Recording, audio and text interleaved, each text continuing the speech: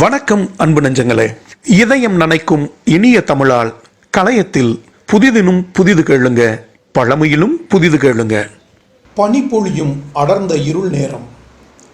அரண்மனையின் கதவுகள் அரவமில்லாமல் திறக்கிறது. உள்ளிருந்து வெளிவருகிறான் இளவரசன். மனதிற்குள் 1000 கேள்விகள் அலையலையாய் எழுகிறது. ஏன் இந்த மனிதர்களுக்கு மூப்பு, பிணி, சாக்காடு வருகிறது? பௌர்ணமி இரவில் பாதை தெளிவாய் தெரிந்திட போதி மரத்தடியில் விடை பெற்றான். ஆசையே துன்பத்திற்கு காரணம் என்று. அகிலம் அமைதியுற அன்பின் வழி சென்றிட பயணம் தொடர்ந்தான். உலகம் ஞானம் பெற்றது. பயணத் தெளிவாய் சித்தார்த்தன் புத்தனானான். 18 நாட்கள் நீர் கூட அருந்தாமல் 1 மாத காலம் திருவரங்கத்துக்கும் திருக்கோட்டியூருக்கும் நடையாய் நடந்து திருக்கோட்டியூர் நம்பியிடம் குரு தட்சணையாய் வாக்குறுதி தந்து ராமானுஜர் கற்றதுதான் அஷ்டகூரா மந்திரம். இதை பிறருக்கு கூறினால் நரகம் போவாய் என்று குரு கூறியதையும் மீறி மானுடம் மகத்துவமடைய திருவரங்க கோவில் மதில் மீதேறி ஓம் நமோ நாராயணாய நமக என்று சொல்லி பயணம் தெளிவாக்கினான். மனிதநேயம் மலர்ந்தது.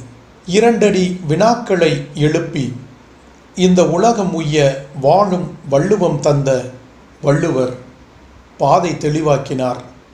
அறம், பொருள், இன்பம் வழி பயணம். நட்டகல்லும் பேசுமோ நாதன் உள்ளிருக்கையில் என்ற சுட்ட வினாக்களால் பாதை தெளிவாக்கினாரே சிவவாக்கியர். அவர் காட்டிய பாதையில் பின்பற்றியிருந்தால் உலகம் உருப்பற்று இருக்கும், பயணம் தெளிவாயிருக்கும். அக்ரிணை எழுப்பிய மௌன வினாவிற்கு தன் மைந்தனை படையலிட்டானே மனுநீதி சோழன். புறாவிற்காக தசையை கொடை கொடுத்தானே சிபி சக்கரவர்த்தி. இவர்கள் எல்லாம் பாதையை தெளிவாக்கி பயணத்தை எளிதாக்கியவர்கள். யாதும் ஊரே யாவரும் கேளீர், தீதும் நன்றும் பிறதரவாரா என்று வினா எழுப்பி உலகம் ஒன்றே என்று பயண தெளிவு தந்தவன் கணியன். ஏன், எதற்கு, எப்படி என்று ஏதென்ஸ் நகரத்து இளைஞர்களை வீதியில் விளக்கோடு அழைத்து கேள்விகளால் ஒரு வேள்வி பாதை தெளிவாக்கியவன் சாக்ரட்டிஸ். புவி நோக்கி விழுந்த கனி அறிவியல் பாதை தெளிவாக்கியவன் ஐசக் நியூட்டன்.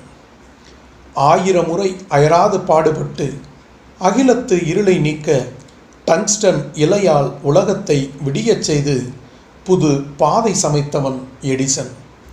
ஏகாதிபத்திய இனவெறியால் கிரோசிமா நாகசாகி எரிந்து கருகிய பொழுது ஜப்பானின் எல்லா வீதிகளிலும் 3 கேள்விகள் எழுந்தது.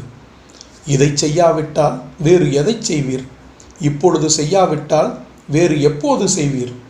நான் செய்யாவிட்டால் வேறு யார் செய்வார் என்று பாதை தெளிவானதால் வல்லரசு பட்டியலை நோக்கி ஜப்பானியர் பயணம் எளிதாகிறது.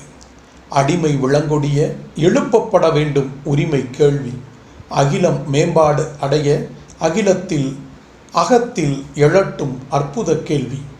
மனிதம் பூத்திட மானுடம் காய்த்திட மாஞாலம் கனிந்திட எழுப்புங்கள் கேள்வி, எழுப்புங்கள் கேள்வி. திசையட்டும் விடியட்டும் வேள்வி. எழுப்பும் கேள்வி பாதையை தெளிவாக்கும், பயணத்தை எளிதாக்கும். நன்றி. ஜெய்ஹிந்த்.